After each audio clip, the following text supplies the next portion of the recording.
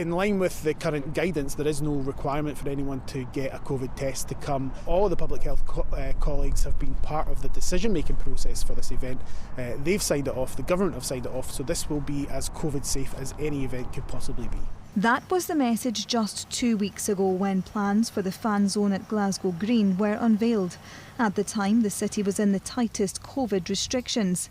Now, just 3 days after the easing to level 2, the thought of 6,000 people a day gathering in the park to watch football in a carnival atmosphere is causing anxiety. We do need to try to open up events. We need to try and do things where we can begin to get that little bit of normality back.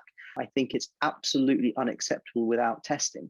We need to ensure that we know what we're doing and we do it in the most safe manner possible. The First Minister is expected to address the fan zone issue tomorrow during a COVID update to Parliament, but it's unclear if the event will be allowed to go ahead, or if it does, what COVID measures will be needed. I think it's a bit late in the day to scrap it at this stage, but I think that there should be sensible protocols around testing, but also we need to see a broader package of support for Glaswegian businesses which have been so badly affected. The Scottish Hospitality Group has criticised the fan zone for taking business away from local traders, but it also has concern over opening hours under level 2 restrictions. It says if matches go to extra time and penalties, pubs would be forced to close while the game is ongoing. A lot of angry punters, to be perfectly honest with you, and we will feel the backlash from it. We'll be the bad guys that have said, no, you can't watch this, when we are doing everything possible, and we have done since we started back, to make sure that everyone's safe in the venue. While an increase in visitors to the city is a welcome boost for most businesses, there remains an element of caution. We've been living with coronavirus for some time now, so the nerves have settled a bit. We know exactly what we need to do. Taxi drivers are ready for this.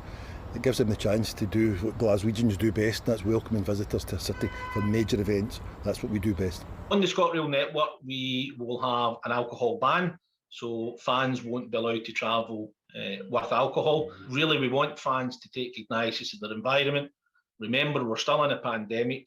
Give themselves lots of time, plan their journey. It all comes as COVID rates continue to rise in more council areas across the UK than at any point since January, with 3 north of the border seeing a steep jump.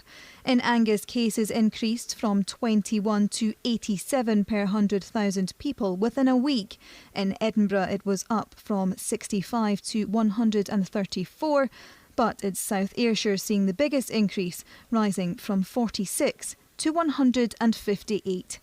A sobering reminder this pandemic is not over. Kirsty Clark, STV News.